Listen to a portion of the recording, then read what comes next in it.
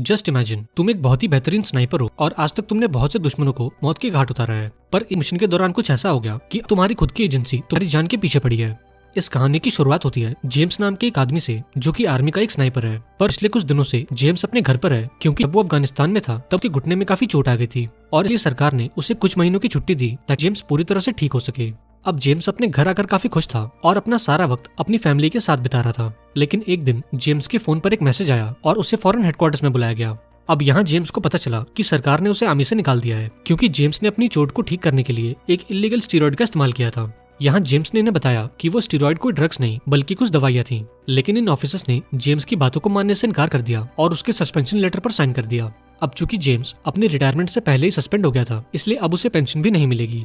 अब जब जेम्स की वाइफ को ये बात पता लगी तो वो बहुत ज्यादा परेशान हो गई क्योंकि फिलहाल इनके पास कोई सेविंग्स नहीं थी और जो पैसे इन्होंने बचा कर रखे थे वो सारे पैसे जेम्स के इलाज में खर्च हो गए। अब एक दिन जब जेम्स अपने घर पर काम कर रहा था तब उसकी वाइफ ने उसे बताया कि उसके बेस्ट फ्रेंड ने अपनी जान ले ली है क्योंकि सरकार ने उसे भी आर्मी से निकाल दिया था। अब यहाँ जेम्स की वाइफ काफी परेशान हो गई क्योंकि उसे डर था कि कहीं जेम्स भी अपने साथ कुछ गलत न कर ले। इस पर जेम्स ने उसे समझाते हुए बोला कि मुझे मेरी फैमिली बहुत प्यारी है और मैं तुम्हें छोड़कर कहीं नहीं जाने वाला। अब अगले दिन जेम्स अपने दोस्त के फ्यूनरल में गया और यहाँ उसकी मुलाकात माइक नाम के एक दूसरे बंदे से हुई। दरअसल माइक भी इसका दोस्त है और किसी जमाने में वो आर्मी में इनका सीनियर हुआ करता था, लेकिन कुछ सालों बाद ही सरकार ने बिना किसी रीजन के उसे भी आर्मी से बाहर निकाल दिया। अब फ्यूनरल के बाद माइक जेम्स को लेकर अपने घर गया और यहाँ माइक का घर देखकर उसकी आंखें खुली की खुली रह गईं क्योंकि उसे समझ नहीं आ रहा था कि आखिर माइक के पास इतने पैसे आए कहाँ से। अब थोड़ी बातचीत के बाद माइक ने जेम्स को अपने घर खाने पर इनवाइट किया और उस शाम जेम्स अपनी पूरी फैमिली को लेकर माइक के घर चला गया। अब खाने के बाद जब माइक और जेम्स टीवी देख रहे थे तब माइक ने उसे बताया कि मैं एक प्राइवेट कंपनी के लिए काम करता हूँ और वो कंपनी मुझे काफी अच्छी सैलरी देती है, लेकिन पैसों के साथ साथ मुझे इस काम में वो इज्जत मिलती है जो फौज ने हमें कभी नहीं दी। अब इन बातों को सुनने के बाद जेम्स ने माइक को अपनी प्रॉब्लम बताई और उससे बोला कि आर्मी ने मुझे भी नौकरी से निकाल दिया है और फिलहाल मुझे पैसों की बहुत जरूरत है। अब जेम्स की बातें सुनकर माइक को काफी दुख हुआ और इसलिए अगले दिन वो जेम्स को अपने बॉस से मिलवाने ले गया। बंदे का नाम रस्टी था और जेम्स के बारे में पहले से पता था, इसलिए जब जेम्स ने उससे नौकरी के लिए पूछा तो इसने बिना कुछ सोचे उसे हाँ कर दिया। हालांकि रस्टी ने जेम्स को चेतावनी भी दी, इस काम में बहुत ही ज्यादा रिस्क है और इसमें तुम्हारी जान भी जा सकती है और अगर तुम किसी मिशन के दौरान मारे गए तुम्हें कोई पेंशन या अवार्ड भी नहीं मिलेगा। लेकिन सबके बावजूद भी अगर तुम मेरे साथ काम करने के लिए तैयार हो मैं वादा करता हूँ कि आज के बाद तुम्हें पैसों की दिक्कत तो कभी नहीं होगी। अब रस्टी ने माहौल को हल्का करते हुए बोला कि तुम डरो मत, हमारा काम बिल्कुल लीगल है और इस काम में हमारी सरकार भी शामिल है, इसलिए किसी भी मिशन के दौरान पुलिस तुम्हें गिरफ्तार नहीं करेगी। अब पूरी बात सुनने के बाद जेम्स ने इस काम के लिए हाँ कर दिया और यहाँ रस्टी ने उसे उसका पहला मिशन दिया। इस मिशन के दौरान जेम्स को 2 हफ्तों के लिए बर्लिन जाना था और एक बंदी की जासूसी करनी थी। अब उस रात जेम्स अपने घर पहुंचा और अपनी वाइफ को इस नौकरी के बारे में बताया। यहाँ जेम्स ने बोला कि ये कंपनी मुझे काफी अच्छे पैसे दे रही है, लेकिन काम के सिलसिले में मुझे 2 हफ्तों के लिए बर्लिन जाना होगा। ये सुनकर जेम्स की वाइफ ने उसे वहाँ जाने से मना किया, पर यहाँ जेम्स ने उसे शांत किया और अगले दिन बर्लिन के लिए रवाना हो गया। अब बर्लिन पहुंचकर वो एक खास होटल में रुका जो उसकी कंपनी ने उसके लिए बुक किया था। अब बर्लिन पहुंचने के कुछ घंटों बाद कार्डिया नाम की एक लेडी उससे मिलने पहुंची।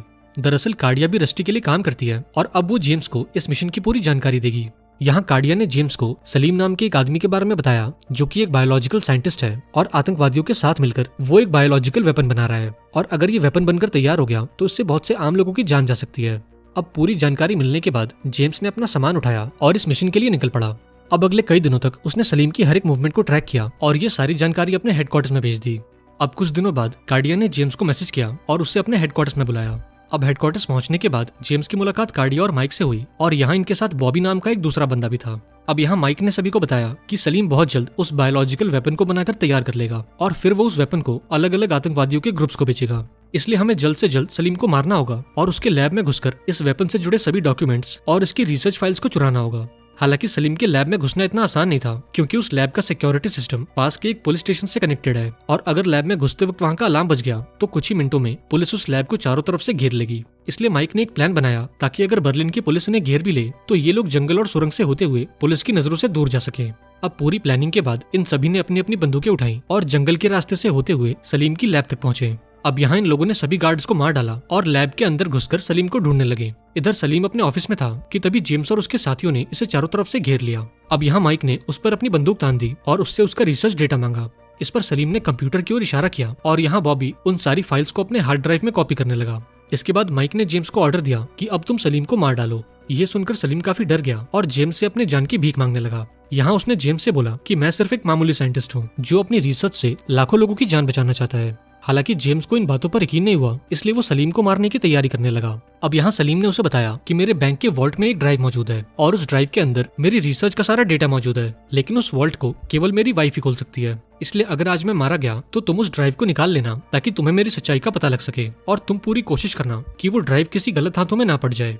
हालांकि इन बातों को सुनने के बाद भी जेम्स को उस पर यकीन नहीं हुआ, इसलिए उसने सलीम को जहर से भरा एक इंजेक्शन लगा दिया और इस जहर के चलते अगले कुछ ही मिनटों में उसकी मौत हो गई। अब सारा डेटा कॉपी होने के बाद इन लोगों ने इस लैब में आग लगा दी और चुपचाप यहाँ से निकलने लगे। पर तभी बर्लिन की पुलिस भी यहाँ पहुंच गई और इन पर गोलियों की बारिश कर दी। अब इस गोलीबारी के दौरान बॉबी और कार्डिया की मौत हो गई और एक गोली माइक के पैर में लग गई। अब ये देखकर जेम्स ने माइक को अपने कंधे पर उठाया और उसे लेकर जंगल में भाग गया। अब प्लान बी के मुताबिक ये दोनों एक सुरंग के अंदर छुप गए और फिर जेम्स ने माइक के पैर से वो गोली निकाली। अब गोली लगने के चलते माइक के पैर से काफी खून बह चुका था और फिलहाल उसकी हालत काफी खराब थी, इसलिए जेम्स ने फटाफट से माइक को अपना खून दिया और अब धीरे धीरे माइक की हालत ठीक होने लगी। अब अगली सुबह तक माइक बिल्कुल ठीक हो चुका था, इसलिए इन दोनों ने बेस पर लौटने का फैसला किया। पर तभी अचानक से जेम्स के घुटने का दर्द इतना बढ़ गया कि वो बेचारा ठीक से खड़ा नहीं हो पा रहा था। इसलिए जेम्स ने माइक को यहाँ से जाने को कहा ताकि वो जल्द से जल्द उस हार्ड ड्राइव को रस्टी तक पहुंचा सके। यहाँ जेम्स ने बोला कि तुम मेरी फिक्र मत करो, जैसे ही मेरा दर्द थोड़ा कम होगा मैं भी बेस पर वापस लौट आऊंगा। अब चूंकि माइक के पास कोई और चारा नहीं था, इसलिए उसने जेम्स को यहीं छोड़ दिया और उस हार्ड ड्राइव को लेकर यहाँ से चला गया। लेकिन जाने से पहले उसने जेम्स को एक होटल का पता दिया और उससे बोला कि जब तुम्हारा दर्द थोड़ा कम हो जाए तो तुम इस होटल में चले जाना और रस्टी को ये हार्ड ड्राइव देने के बाद मैं तुम्हें उस होटल में लेने आऊंगा। और इतना कहकर माइक यहाँ से चला गया। अब कुछ घंटों बाद जब जेम्स का दर्द थोड़ा कम हुआ तो वो माइक के बताए उस होटल में पहुंचा। अब इस कमरे के अंदर जेम्स को एक नकली पासपोर्ट और माइक का एक नोट मिला और इस नोट में माइक ने बताया था कि वो अगले 6-7 घंटों में उसे लेने आएगा। अब अगले कई घंटों तक जेम्स माइक का इंतजार करता रहा, पर 6 घंटे बीतने के बाद भी जब माइक उसे लेने नहीं पहुंचा तब जेम्स को उस पर शक होने लगा, इसलिए वो इस होटल को छोड़कर जाने लगा और रस्टी को फोन करके उससे माइक के बारे में पूछा। इस पर रस्टी ने उसे बताया कि माइक अब तक मेरे पास पहुंचा ही नहीं। यहाँ रस्टी ने बोला कि शायद किसी ने हमारा प्लान लीक कर दिया था और इसलिए पुलिस हमारे पीछे पड़ी थी और शायद उन लोगों ने माइक को भी मार दिया है। इसके बाद रस्टी ने जेम्स से बोला कि तुम मुझे अपनी लोकेशन बताओ ताकि मेरे आदमी तुम्हें सेफली पिक कर सकें। हालांकि जेम्स ने रस्टी को अपना एड्रेस नहीं दिया क्योंकि अब उसे रस्टी पर शक होने लगा था और उसे लग रहा था कि शायद रस्टी ने ही माइक को मार दिया है। अब यहाँ रस्टी गुस्से से लाल हो गया और अपने लोगों को ऑर्डर दिया कि वो जेम्स को जान से मार डालें। अब कुछ घंटों बाद रस्टी के लोगों ने जेम्स को ढूंढ लिया और उस पर गोलियों की बारिश कर दी। अब अपनी जान बचाने के लिए जेम्स पास की एक नदी में कूद गया और एक सुरंग से होते हुए यहाँ से भागने लगा। इधर रस्टी के लोगों ने भी इसका पीछा किया, पर यहाँ जेम्स एक एक करके इन सभी को मारता गया। अब काफी धुनाई के बाद उसने एक गुंडे से पूछा कि आखिर तुम्हें किसने भेजा है। इस पर इस बंदे ने बताया कि रस्टी ने हमें ऑर्डर्स दिए थे कि हम तुम्हें जान से मार डालें। अब ये सुनकर जेम्स को पूरा यकीन हो गया कि रस्टी ने माइक को मार डाला है, इसलिए इस गुंडे को मारने के बाद जेम्स ने इसका फोन उठाया और रस्टी को एक मैसेज भेज दिया ताकि रस्टी को लगे कि उसके लोगों ने जेम्स को मार दिया है। अब इन लोगों को मारने के बाद जेम्स एक अंडरग्राउंड स्टेशन में पहुंचा और एक कोने में बैठकर आराम करने लगा। अभी जेम्स इन ख्यालों में डूबा ही था कि तभी उसे सलीम की वो बात याद आई। दरअसल सलीम ने उसे बताया था कि उसने अपनी रिसर्च का सारा डेटा एक वॉल्ट के अंदर छुपा रखा है और वो वॉल्ट केवल उसकी वाइफ ही खोल सकती है। इसलिए अगले दिन जेम्स सलीम के घर पहुंचा और उसकी वाइफ से उस वॉल्ट को खोलने को कहा। या जेम्स ने उसे धमकी दी कि अगर तुमने उस वॉल्ट को नहीं खोला तो मैं तुम्हारे बच्चों को जान से मार दूंगा। अब सलीम की वाइफ के पास कोई और चारा नहीं था, इसलिए वो जेम्स को लेकर बैंक में गई और उस वॉल्ट को खोलकर वो सारा डेटा जेम्स को दे दिया। अब वो डेटा मिलते ही जेम्स ने उसके बच्चों को छोड़ दिया और फटाफट से उन फाइल्स को चेक किया। अब यहाँ ये खुलासा हुआ कि सलीम एक बहुत ही ईमानदार साइंटिस्ट था और वो एक ऐसी दवाई बना रहा था जो दुनिया की हर एक बीमारी को ठीक कर सकती है। दरअसल सलीम का मकसद था उन लोगों को ये दवाई फ्री में देना जो लोग खतरनाक बीमारियों से पीड़ित हैं। हालांकि बड़ी बड़ी कंपनीज ने सलीम के इस फॉर्मूले को खरीदने की कोशिश की, लेकिन जब सलीम ने इस फॉर्मूले को बेचने से इनकार कर दिया तब उन लोगों ने रस्टी की कंपनी को सलीम को मारने का कॉन्ट्रैक्ट दे दिया।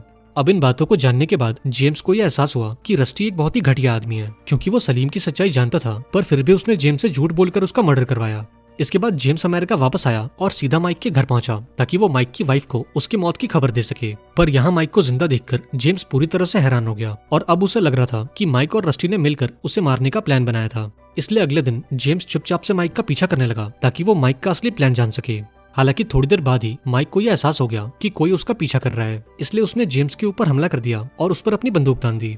अब जब जेम्स ने अपना हेलमेट निकाला तब माइक उसे देखकर हैरान हो गया, क्योंकि रस्टी ने उसे बताया था कि बर्लिन की पुलिस ने जेम्स को मार दिया है और इसलिए वो जेम्स को लेने उस होटल में नहीं पहुंचा, क्योंकि उसे लग रहा था कि जेम्स अब मर चुका है।